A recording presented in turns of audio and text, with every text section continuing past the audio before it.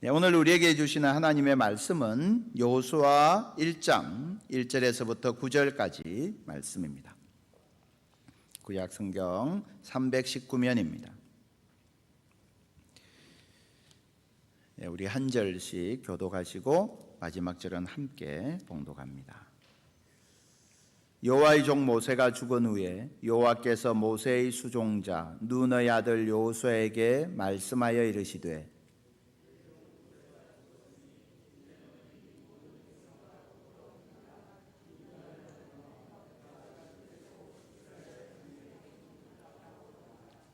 내가 모세에게 말한 바와 같이 너희 발바닥으로 밟는 곳은 모두 내가 너희에게 주었노니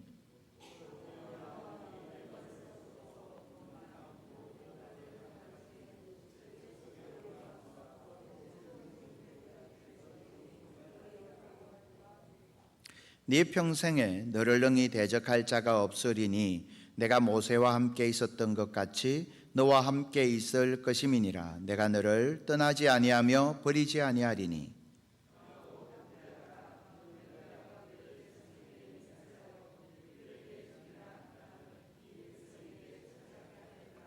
오직 강하고 극히 담대하여 나의 종 모세가 내게 명령한 그 율법을 다 지켜 행하고 우로나 좌로나 치우치지 말라. 그리하면 어디로 가든지 형통하리니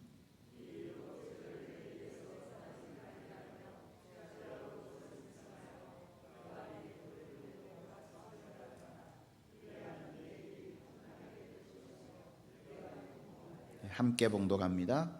내가 내게 명령한 것이 아니냐. 강하고 담대하라. 두려워하지 말며 놀라지 말라. 네가 어디로 가든지 내 하나님 여호와가 너와 함께 하느니라 하시니라. 아멘. 지금은 가히 말씀의 홍수 시대다라고 말할 수 있을 만한 그런 시대입니다. 그런 시대에 무슨 말씀의 회복을 이야기할 게 있을까요? 컴퓨터만 켜면, 휴대폰만 열면 무수히 많은 말씀을 들을 수 있는 세상입니다. 그러다 보니까요, 그 속에서 목사님들이 굉장히 많은 압박감을 느끼는 그런 시대이기도 합니다.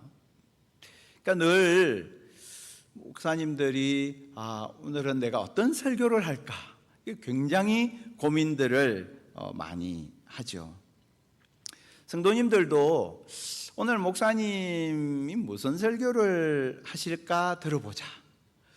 좀 이렇게 들어보다가 시원찮으면 오늘은 다른 목사님 설교를 좀 들어보자.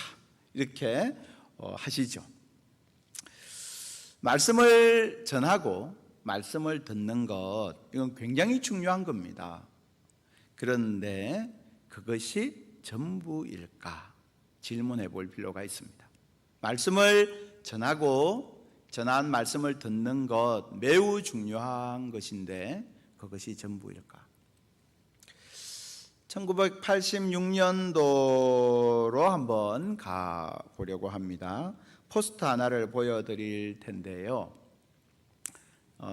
이게 이제 야간 등화 관제 훈련을 안내하는 그런 포스터입니다. 기억나시나요? 저게 86년도 7월 15일 붙었던 포스터인데요. 조금 확대된 이미지를 다시 보여드릴게요. 저기에 보면 행동 요령 3가지가 나와요. 네, 등화 관제니까 소등을 하고 그리고 대피소에 대피하는데 그 중에 가운데 있는 굉장히 중요한 게 뭐냐면 라디오를 청취하는 거예요. 라디오 청취를 어떻게 하라는 거죠? 왜 라디오에 귀를 기울이라는 걸까요? 어떻게 하는 게 라디오를 잘 청취하는 것일까요? 예를 들어서 이제 라디오를 들으면서 그 성우 목소리 정말 좋네. 아니면 이 성우는 좀 사투리가 귀에 거슬리네. 아니면 야, 이게 라디오를 잘 들으라고 했으니까 볼륨을 최대로 높이고 귀를 라디오에 바짝 대고 들으면 그게 라디오를 잘 듣는 걸까요? 여기에서 잘 듣는다는 것은 어떤 걸까요? 여기에서 라디오를 잘 듣는다는 것은 라디오를 통해서 상황을 파악하고, 그죠? 그리고 라디오의 안내에 따라서 움직이는 거죠. 그게 라디오를 잘 듣는다, 청취한다라는 말의 의미입니다. 네, 이제 이미지 그만 보여주셔도 되겠습니다. 여기서 라디오는요, 세상을 보는 창이죠. 여기에서 내가 라디오를 듣는다는 것은 라디오에서 나오는 그 안내를 따라서 내 행동을 결정한다는 거예요. 그러니까 내 행동을 결정짓는 하나의 기준이 된다는 거죠. 그게 라디오를 듣는다라는 말의 의미입니다. 여호수아를 둘러싼 객관적인 상황들이 있었습니다. 1절을 보시면 여호와의 종 모세가 죽었어요. 그리고 하나님께서 이제 모세의 수종자 여호수아에게 말씀하셨습니다. 너무나 위상이 대조적이죠. 모세는 여호와의 종이에요. 여호수아는 모세의 수종자예요. 너무나 대조적인 위상이지 않습니까? 근데 그 여호수아에게 하나님께서 2절에서 주시는 첫 번째 명령이 이거였습니다. 2절 한번 보시겠습니까? 내 종 모세가 죽었으니 이제 너는 이 모든 백성과 더불어 일어나 이 요단을 건너 내가 그들 곧 이스라엘 자손에게 주는 어디로 가라고 했나요? 그 땅으로 가라. 표시 한번 해보시겠습니까? 그 땅으로 가라. 이렇게 하나님 말씀하셨습니다. 여호수아에게 너는 자 이제 그 땅으로 가라. 여호수아가 그 땅으로 가라라는 이 하나님의 말씀을 들었을 때 어떤 기분이 들었을까요? 아마 여호수아는 가슴이 덜컥 내려앉았을 겁니다. 왜냐하면 아시는 것처럼 모세는 광야에 대해서는 전문가였습니다. 그렇죠? 40년간 광야에서 지냈잖아요. 그러니까 광야에 대해서는 모세가 전문가였습니다. 그런데 모세는 한 번도 이들이 들어가게 될 그 땅 가나안에 가본 적이 없습니다. 그 땅에는 누가 가봤죠? 고작 12명이 들어가 봤을 뿐이죠. 그래서 민수기 13장에 가면 며칠간 그 땅을 탐지했다고 나오나요? 40일간 그 땅을 탐지했다라고 나옵니다. 그 땅 구석구석을 가서 본 겁니다. 보고 보고를 하죠. 근데 보고를 하는데 뭐라고 이야기합니까? 그 땅 그 주민은 강하고 성읍은 견고하고 심이 크다. 이렇게 보고를 합니다. 그게 이 당시 그 땅의 상황이었습니다. 그러니까 그 땅은요, 산악지대에 난공불락의 요새를 지어놓은 땅이었습니다. 철기 문명이 들어와서 철병거를 준비하고 있는 땅이었습니다. 그 땅을 이 12명은 들어가서 본 거예요. 보고 10명은 야 우리 안 되겠습니다. 우리는 메뚜기 같이 느껴졌습니다. 포기합시다 라고 말했지만 나머지 2명 여호수아와 갈렙은 그들은 우리 밥이다 이렇게 이야기를 하죠. 그런데 실제로 그 10명의 정탐꾼들이 했던 보고가 거짓이 아니라 사실이었습니다. 여호수아는 그 땅이 어떤 땅인지를 너무나 잘 알고 있었습니다. 사람도 그렇죠. 아는 만큼 두려워요. 바다를 잘 모르는 아기들은 배에 타고 바다로 나가도 무서운 줄 몰라요. 근데 바다에서 모든 풍상을 다 겪은 노련한 선원들은 오히려 바다를 두려워해요. 모르면 두려운 줄도 모르는 거예요. 근데 알면 아는 만큼 두려워져요. 이게 정말 두려운 일이라는 걸 알기 때문이죠. 여호수아에게 하나님께서 그 땅으로 가라라고 말씀하시면서 왜 반복해서 이 말씀을 하시는지 우리는 충분히 이해할 수 있습니다. 6절 보시죠. 6절을 보시면 처음에 어떻게 시작합니까? 강하고 담대하라. 7절은 어떻게 시작합니까? 오직 강하고 극히 담대하여. 9절은 내가 내게 명령한 것이 아니냐? 다음에 뭐라고 말씀하십니까? 강하고 담대하라. 두려워하지 말며 놀라지 말라. 강하고 담대하라라는 말씀을 3번이나 반복하고 있습니다. 당연한 거죠. 여호수아는 너무나 잘 알고 있었던 겁니다. 지금 이곳에 있는 다른 이스라엘 백성들은 전혀 감을 갖고 있지 못한 상황이었습니다. 그런데 여호수아는 그 땅이 어떤 땅인지 너무나 잘 알고 있었기 때문에 하나님께서 끊임없이 말씀하고 계십니다. 강하고 담대하라. 사람마다 두려워하는 게 다 다릅니다. 사람은 너무나 어처구니 없는 것 때문에 두려움에 휩싸이기도 합니다. 지극히 작은 현실적인 것 때문에 두려움에 휩싸이기도 합니다. 어느 분의 간증의 내용을 봤는데요. 아침밥 잘 먹고 출근한 남편이 하루 만에 갑자기 돌연사를 했습니다. 30대였는데 이 부인이 30대 홀몸이 된 거예요. 그때 제일 먼저 느꼈던 두려움은 사람들이 나를 어떻게 볼까? 라는 것이었다고 합니다. 그 다음에 들었던 두려움은 애들 학교는 누가 데려다 주지? 그러니까 우리가 가지는 그 두려움이라는 것은요, 굉장히 현실적이고 구체적이고 일상적인 것들입니다. 그런 부분에서 우리에게 찾아오는 두려움과 염려들이 언제나 있는 거죠. 여호수아에게 강하고 담대하라 하나님께서 말씀하셨는데요. 이 말씀은 단순히 심리적으로 마음을 굳게 먹어, 어려움 닥치더라도 마음을 굳게 먹어야 돼, 이런 심리적이고 정서적인 이야기를 하는 것일까요? 자, 여호수아 앞에 있는 현실이 있습니다. 그렇죠? 이 현실에서 하나님께서 어떻게 해주시면 제일 좋겠습니까? 강하고 담대할 만하게 해주시면 되잖아요. 예를 들어서 철병거 100대를 탁 안겨주시든지, 아니면 이스라엘을 호위할 만한 강한 나라, 강한 군대를 후원자로 붙여주시든지, 그러면 어깨를 으쓱거리면서 그 땅을 향해서 갈 수 있겠죠. 그런데 하나님은 뭐라고 말씀하십니까? 강하고 담대하라 라고 하시면서 하나님께서 주시는 대안, 해결책은 무엇이었습니까? 본문을 다시 보면 7절입니다. 7절, 8절인데요. 우리 같이 한 목소리로 우리 7절, 8절 한번 읽어보겠습니다. 오직 강하고 극히 담대하여 나의 종 모세가 내게 명령한 그 율법을 다 지켜 행하고 우로나 좌로나 치우치지 말라.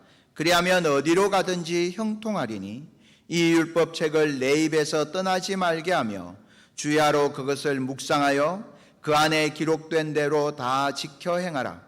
그리하면 내 길이 평탄하게 될 것이며 내가 형통하리라. 아멘. 자, 우로나 좌로나 치우치지 말라 이렇게 말씀하셨습니다. 우로나 좌로나 치우치지 말라, 어떤 의미일까요? 그러면 우리가 이 사람 말도 다 들어보고 저 사람 말도 다 들어본 뒤에 나는 딱 중간만 하겠다, 이런 의미일까요? 여러 사람 의견이 많으니까 다수결로 하겠다, 아니면 뭐 우도 좌도 아니고 나는 그냥 중립을 하겠다, 그런 의미일까요? 우로나 좌로나 치우치지 말라라는 말씀의 의미가 무엇일까요? 이 말씀의 의미를 알려면 원래 히브리어 성경을 좀 들여다볼 필요가 있는데요. 구약 성경 마소라 텍스트에는 이 본문을 이렇게 쭉 말하면서 이렇게 말하고 있어요. 근데 우리 성경 번역에 살짝 빠져 있는데, 나의 종 모세가 내게 명령한 그 율법을 다 지켜 행하고, 그 다음에 그것으로부터 우로나 좌로나 치우치지 말라. 그것은 뭐냐면 율법 말씀을 뜻해요. 그래서 성경책에 표시 한번 해볼까요? 성경책 한번 보십시오. 자, 다 지켜 행하고 우로나 좌로나 치우치지 말라 이렇게 돼 있지 않습니까? 그 사이에 표시를 해보시고요. 거기에다가 그 말씀으로부터 이렇게 한번 적어보십시오. 예, 댁에서 예배드리고 계신 분들도 한번 여기 한번 적어보세요. 이게 굉장히 우리가 오해하면서 보는 말씀이라서 그렇습니다. 하나님께서 여호수아에게요, 내게 명령한 그 율법을 다 지켜 행하고 그 다음에 그 말씀으로부터 우로나 좌로나 치우치지 말라라고 하신 겁니다. 그러니까 모두의 의견을 들어보고 중간을 하라는 뜻이 아니고, 나는 무색무취하게 그냥 눈치나 보고 있으라는 말이 아니고, 그 말씀으로부터는 우로나 좌로나 단 1mm도 비껴가지 말라라는 뜻입니다. 그 말씀이 너희 선명한 기준이 되도록 하라, 이 말씀이에요. 그 말씀이 내 기준이 되게 하라라고 하면 제일 방해되는 게 뭘까요? 나 자신 아닐까요? 그 말씀이 너희 기준이 되게 하라라는 말은요, 나도 기준이 되면 안 된다는 겁니다. 우리는 내 감정을 기준으로 삼곤 합니다. 내 경험을 기준으로 삼곤 합니다. 내 생각을 기준으로 삼곤 합니다. 또는 내 자존심을 기준으로 삼고, 또는 내 상처를 기준으로 삼습니다. 네가 뭐라고 해도 나는 상처받았단 말이야, 이게 기준이 되는 거예요. 당신이 뭐라고 해도 내 경험은 이렇단 말이야, 내 감정은 이렇단 말이야. 자기가 기준이 될 때가 얼마나 많은지 모릅니다. 내가 기준이 되면 안 된다는 겁니다. 어렸을 때 동네 친구들하고 놀이를 하면, 놀이 시작할 때 꼭 하는 게 뭐냐면 편 만들기, 편을 나눠야 되잖아요. 그렇죠? 내가 어느 편에 서느냐가 무척 중요해. 내가 어느 편에 서 있느냐에 따라서 내가 그날 과자를 먹을 수도 있고, 아니면 물 당번을 해야 될 수도 있고, 뭐 그런 거예요. 내가 어느 편에 서느냐가 중요하죠. 하나님께서 우리에게 뭐라고 말씀하시느냐 하면, 내가 틀림없이 너희 편이 되어줄게. 그러니까 너는 내 편에 서 있어. 이렇게 말씀하시는 거예요. 성도 여러분, 기억하십시오. 내가 자꾸 내 편을 들면 안 됩니다. 우리는 자꾸 내가 내 편을 들잖아요. 그러면 안 됩니다. 내가 내 편 들면 안 되고, 하나님이 내 편 들어주시니까 나는 하나님 편에 서면 되는 줄 믿습니다. 내가 내 편 들려고 하면 안 돼요. 우리는 두려워할 필요 없습니다. 하나님이 내 편 되시는데요. 그러니까 나는 그냥 하나님 편, 말씀 편에 서 있으면 되는 겁니다. 그래서 그 말씀으로부터 좌로나 우로나 치우치지 말라는 겁니다. 그래서 이 말씀이 내가 걸어갈 나의 걸음걸이의 기준이 되고, 내가 살아갈 내 인생의 기준이 되고, 그리고 이 말씀의 렌즈를 끼고 보는 것, 그것이 하나님께서 여호수아에게 주신 하나님의 방법이었습니다. 내가 어떤 렌즈를 끼고 보느냐에 따라서요, 내 눈에 보이는 현실은 달라져요. 색안경을 끼고 보면 세상이 다 빨간색으로 보입니다. 내가 눈이 흐려지면 세상이 다 뿌옇게 보여요. 내가 어떤 렌즈를 끼고 보느냐에 따라서 내 앞에 있는 현실은 달라지는 것입니다. 말씀의 렌즈로 보아야 합니다. 하나님께서 여호수아에게 이어서 말씀하셨죠. 8절에서 이 율법책을 내 입에서 떠나지 말게 하며 주야로 그것을 묵상하라 라고 했습니다. 왜 주야로 묵상하라고 했을까요? 두려움은, 염려는, 불안은 하루아침에 없어지는 게 아니기 때문입니다. 내가 오늘 말씀을 묵상하고 말씀을 받았다고 내게 있는 모든 두려움과 불안과 염려의 문제가 한 번에 해결되느냐? 아니라는 겁니다. 내가 오늘 말씀을 들으면서 해결함을 받았는데 설교를 듣고 집을 가는 도중에 다시 그 불안이 내 속에서 올라올 수도 있는 겁니다. 그래서 말씀을 주야로 묵상하라는 겁니다. 언제나 묵상하라는 겁니다. 언제나 내가 흔들릴 때마다, 내가 어려울 때마다 그 말씀을 내 기준으로 삼고 말씀의 렌즈로 바라보라는 겁니다. 주야로 묵상하라. 그것을 묵상하라.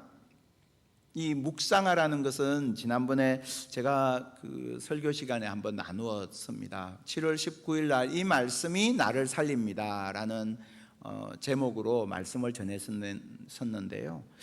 그때 설교를 한번 다시 들어보셔도 좋겠습니다. 시편 1편 1절 2절 말씀을 그때 같이 나누었죠. 복 있는 사람은 오직 여호와의 율법을 즐거워하여 그 율법을 주야로 묵상하는도다. 그 말씀을 그때 나누었었습니다. 자, 하나님께서 모세에게 이 말씀을 주야로 묵상하라 라고 하시면서 이제 여호수아를 보내십니다. 모세의 임무는 말씀을 선포하는 것이었습니다. 여호수아의 임무는 그 선포된 말씀의 렌즈로 세상을 보게 하는 것이었습니다. 모세는 광야 40년을 통해서 그 말씀의 렌즈로 이스라엘 백성들이 자기 자신을 보게 하는 역할을 했습니다. 그렇죠? 광야 40년 지나 보니까요, 이스라엘 백성이 얼마나 신앙이 없고 얼마나 조급하고 얼마나 쉽게 원망하고 불평하는지 우리가 성경을 보면 출애굽기, 신명기 이런 내용을 보면 얼마나 그런 내용이 많이 나옵니까? 민수기를 보십시오. 얼마나 그런 내용이 많이 나옵니까? 그 광야 40년을 통해서요, 말씀 앞에 자기 자신을 보게 되는 겁니다. 여호수아의 사명은 그때 받은 그 말씀의 렌즈로 이제는 그 땅을 바라보고 세상을 바라보게 하는, 이제는 이들이 걸어가게 될, 새롭게 만나게 될 그 새로운 현실을 바라보게 하는 것, 그것이 여호수아에게 주신 사명이었습니다. 말씀은 두 가지 기능이 있습니다. 첫째는 거울의 기능이 있습니다. 말씀을 통해서 내가 나를 보는 거예요. 말씀의 렌즈로 나를 보는 거예요. 말씀은 그래서 첫 번째 거울의 기능을 합니다. 광야 40년간 이스라엘 백성들은 말씀 속에서 자기를 보았습니다. 말씀이 가진 두 번째 기능은 창문의 역할입니다. 렌즈로 세상을 보는 거예요. 렌즈로 내 앞에 있는 현실을 보는 거예요. 이 렌즈로 내 자녀를 보는 거예요. 렌즈로 내 가정을 보는 거예요. 그래서 말씀은 언제나 이 두 가지 기능을 하는 겁니다. 우리가 새벽에 매일 성경으로 묵상을 하고 있습니다.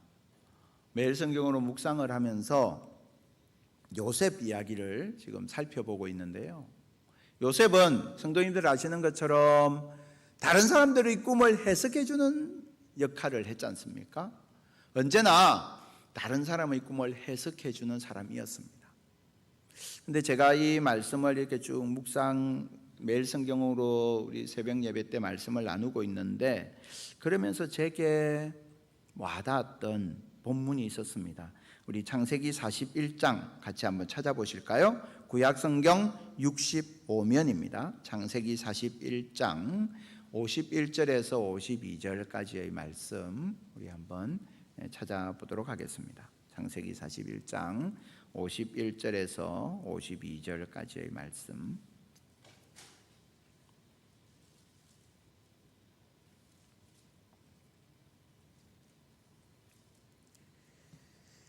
찾으셨으면 우리 같이 51절, 52절, 2절 한 목소리로 읽겠습니다. 요셉이 그의 장남의 이름을 므낫세라 하였으니 하나님이 내게 내 모든 고난과 내 아버지의 온 집 일을 잊어버리게 하셨다 하며, 차남의 이름을 에브라임이라 하였으니 하나님이 나를 내가 수고한 땅에서 번성하게 하셨다 함이었더라. 아멘. 이 말씀은 요셉이 애굽의 총리가 되고 나서 자녀를 놓고 한 이야기예요. 자, 애굽의 총리가 되었습니다. 가정도 일구었고요, 자녀들도 태어났어요. 야, 내가 이제 형들에게 팔려서 종으로 왔던 내가 이제는 그야말로 성공했구나. 이제 내가 애굽에서 정착을 완전히 했구나. 내가 높은 지위에 올랐구나. 요셉은 그렇게 생각하지 않았고요. 오늘 이 창세기 41장을 보면 자기가 지금 와 있는 자신의 인생을 하나님이라는 렌즈로 해석하고 있어요.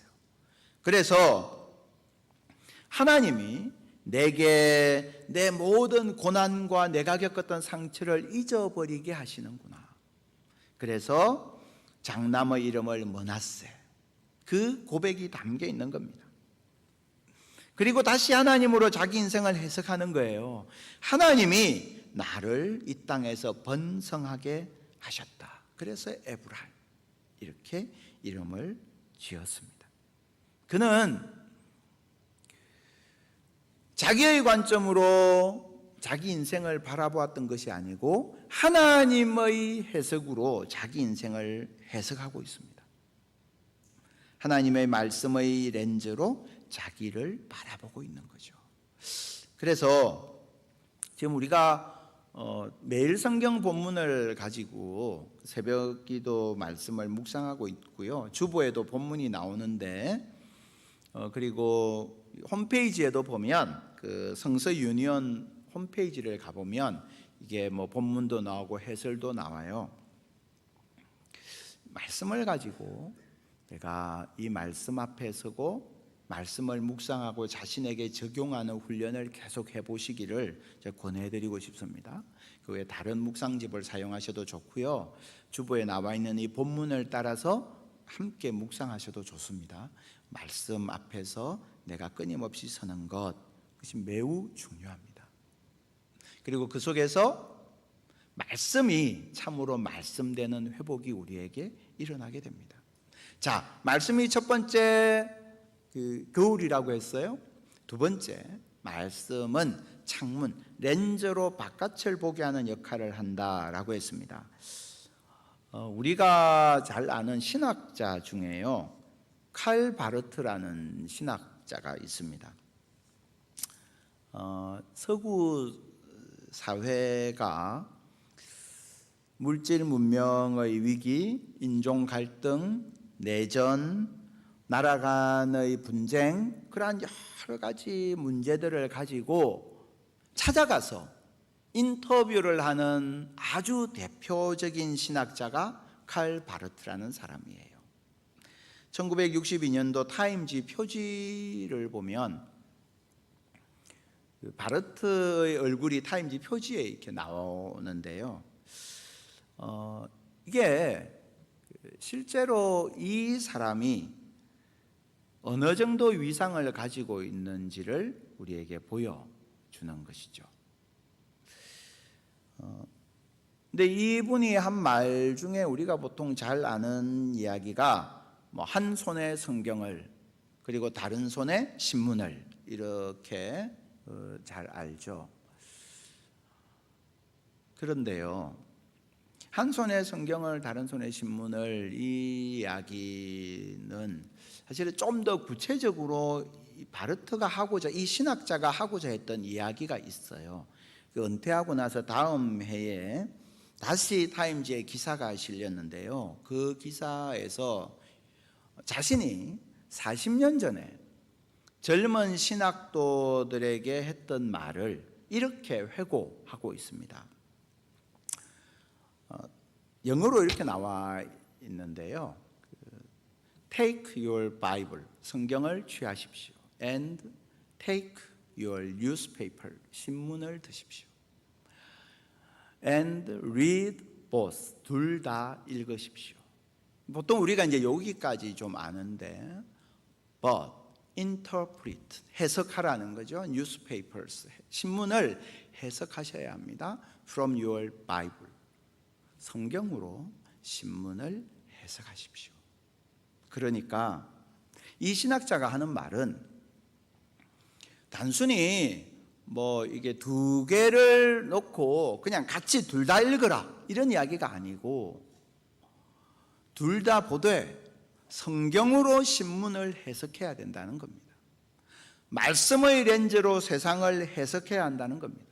말씀의 렌즈로 세상을 보아야 한다는 것입니다. 지금 코로나의 상황 속에 있습니다. 그래서 참 이런 때일수록요, 개인적인 말씀 묵상이 대단히 중요합니다. 내가 직접 말씀을 묵상하는 것 매우 중요합니다. 제가 우리 성도님들 가운데 주일 설교를 다시 들으시는 분들도 꽤 있으신 걸로 압니다. 다시 듣는 건 매우 중요합니다. 다시 들으시면서요, 이 말씀으로 어떻게 내 삶에 적용할 것인지를 묵상하는 것, 그게 말씀의 회복입니다. 말씀의 렌즈로 내가 나 자신을 보고 세상을 보는 겁니다. 주일 본문이 나와 있습니다. 주보에 나와 있는 주일 본문을 다시 읽으면서 내가 받는 하나님의 말씀, 내게 주시는 하나님의 음성을 내가 받아서 그것을 내 삶에 적용하는 훈련을 하는 것, 말씀의 회복입니다. 말씀을 받는다는 말은 단순히 내 귀로 듣는 것을 의미하지 않습니다. 그것 이상입니다. 말씀을 받는다는 것은 말씀을 들어서 그 말씀으로 내 기준을 삼고 그 말씀의 렌즈로 나를 보고 그 말씀의 렌즈로 세상을 보고 그 말씀의 렌즈로 가정을 보고 그 말씀의 렌즈로 미래를 보는 것, 그것이 바로 말씀의 회복이 뜻하는 바입니다. 그래서 내가 말씀을 제대로 받는 것은요, 매우 중요합니다. 그게 내 삶을 일으키는 하나님의 방법입니다. 저는 말씀을 이렇게 보면서 말씀을 인해서 제가 수지 맞았던 적이 있어요. 제가 이제 학교를 다닐 때인데요, 저는 제가 생각해도 제가 너무 머리가 안 좋은 거예요. 나 왜 이렇게 머리가 나쁘지? 내 옆에 있는 친구들을 보면 다 머리가 좋고 천재인 것 같은데 나는 왜 이렇게 머리가 안 좋은 거야? 머리가 나쁘면 손발이 고상이라는데 나는 왜 이렇게 힘든 거야? 그런 생각을 되게 했었어요. 그러다가 어느 날 제게 말씀 하나가 찾아왔어요. 야고보서 1장 5절 말씀인데요, 너희 중에 누구든지 지혜가 부족하거든 모든 사람에게 후히 주시고 꾸짖지 아니하시는 하나님께 구하라. 그리하면 주시리라. 이 말씀이었어요. 그냥 말씀을 보다가 이 말씀을 읽는데 이 말씀이 제 가슴에 확 와서 박혔어요. 그때부터 제가 결심을 했습니다. 매일 기도를 하러 가서 이 말씀을 하나님께 계속 들려드렸어요.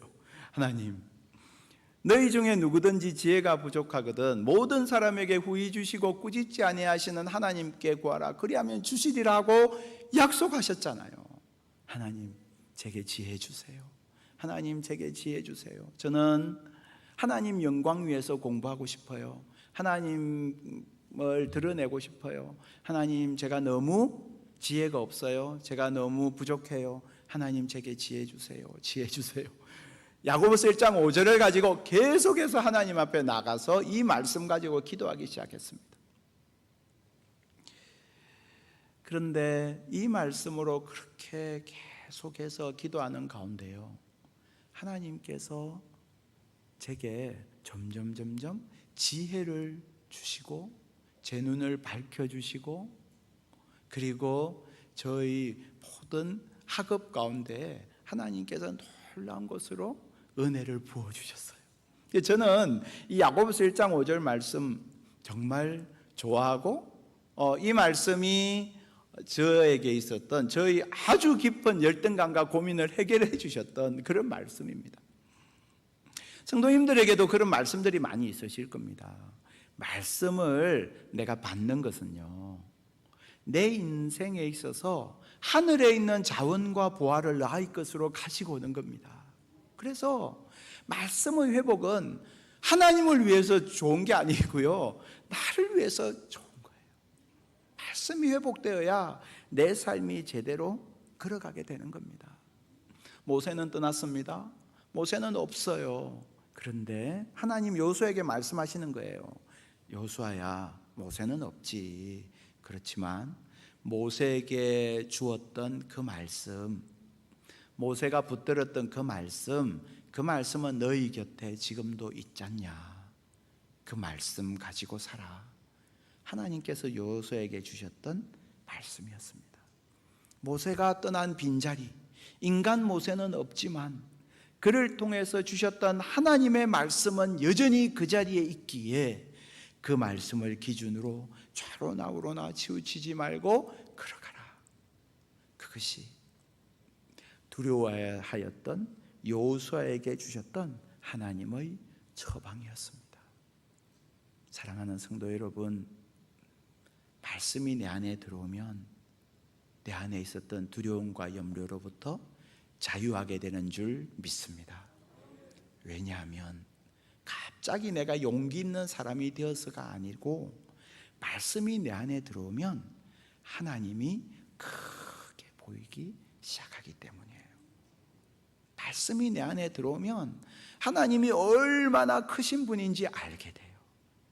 내 말씀이 나에게서 떠나가면 세상이 커 보이고요, 내 앞에 있는 유력한 사람이 커 보이고요, 말씀이 내게서 떠나면 내 안에 있는 상처가 커 보여요.